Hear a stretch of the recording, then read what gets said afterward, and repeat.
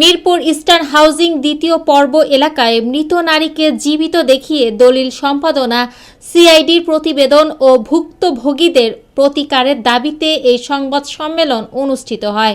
মৃত নারীকে জীবিত দেখানোর এই বিস্ফোরক অভিযোগ করা হয় জাহাঙ্গীর হোসেন ও সাইফুল ইসলাম নিজামের বিরুদ্ধে।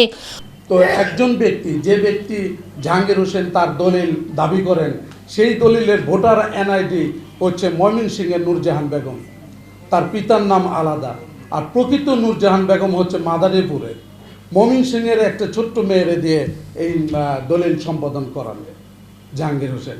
এই দলিল জাহাঙ্গীর হোসেনের দলিলের যিনি মূল শনাক্তকারী, তিনিও সিআইডিতে মুসলেকা দিয়েছেন যে আমি এই সম্পত্তিতে অংশগ্রহণ করি নাই, যেহেতু আমরা একসাথে ব্যবসা করতাম। উনি আমার কাছে থেকে সই নিয়েছেন, জমি রেজিস্ট্রির দিন আমি ছিলাম না। ওই জাহাঙ্গীর ওখানে 7.5 তলার উপরে কাটার উপরে 10 তলা একটা বিল্ডিং করেন ওখানে। আর উনি বলেন ওনার পেনশনের টাকা। উনি মিরপুর সি ব্লক এলাকায়, এ ব্লকে একটি 4 তলা বাড়ি দখল করে আছেন, যা আপনারা অনুসন্ধান করলে দেখতে পাবেন। ওই ভুক্তভোগীরাও খুব বিপদের মধ্যে আছেন।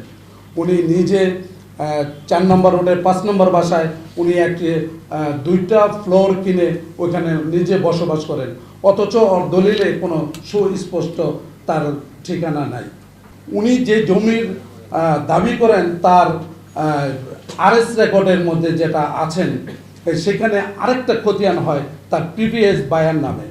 সেটা হচ্ছেন 501 নম্বর খতিয়ান দ্বিগুণ মৌজা, যার নামে মন্তব্য কলমে তাকে দেওয়া হয়েছে, তার অংশটা ওখানে রেকর্ডবদ্ধ হয়েছে।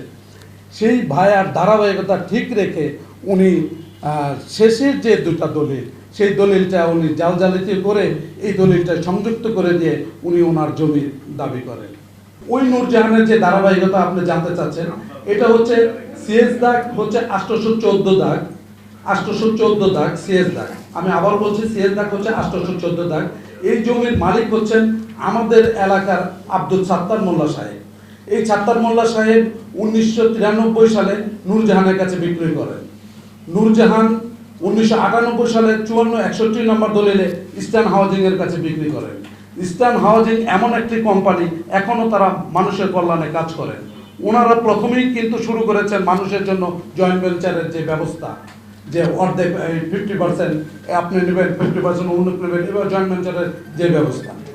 আমার নাম হলো আব্দুল রাজিজ। আমার আব্বার নাম মরণ আলী মোল্লা। আর আমার গ্রামের উত্তর কাপরুল, থানা কাপরুল। আমাদের কিছু জমিন এই মিরপুর ওই আপনার 12 নম্বর আলু দ্বিগুণ মৌজার ভিতরে আসছিল। কারণ এটা 72 সনে একর হয়। আমার আব্বা তখন জীবিত, তখন 72 সনে একর হওয়ার পরে 3টা দাগে বোধহয়, হ্যাঁ 3টা দাগে একরের বিল উড়ায় আনা আমার আব্বা। একটা দাগ বাইরে ছিল, একর হয় নাই, এই 804 দাগ। এই জমিটা রয়েছে। তা আমাদের এত স্মরণ ছিল না। পরে জানলাম যে আমার একটা দাগ আমার আব্বার বাইরে রয়েছে 16 শতাংশ। এই 16 শতাংশ জমি এই ভাইদের কাছে আমরা 23 সনে আমরা সবাই ছড়ি ওয়ারিশ বিক্রি করছি। কেন? 2টা বিষয়, একটা পৈতৃক আর একটা হচ্ছে পারচেজ করা স্ট্যান্ড।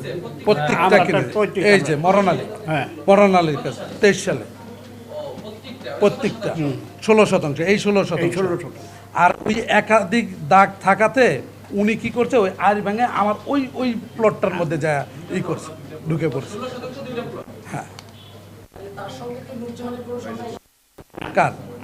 ওনার সাথে নূরজাহানের সম্পর্ক নাই, কিন্তু ওনার যে দলিলের, আমার প্রতিপক্ষ যে ভাই, ওনার দলিলের বর্ণনা অনুসারে ওনার বায়া দেখাইছেন উনি, যে আমির আলীর কাছ থেকে ওনারা কিনছেন। আসলে আমির আলীর কাছ থেকে ওনারা কিনেন নাই,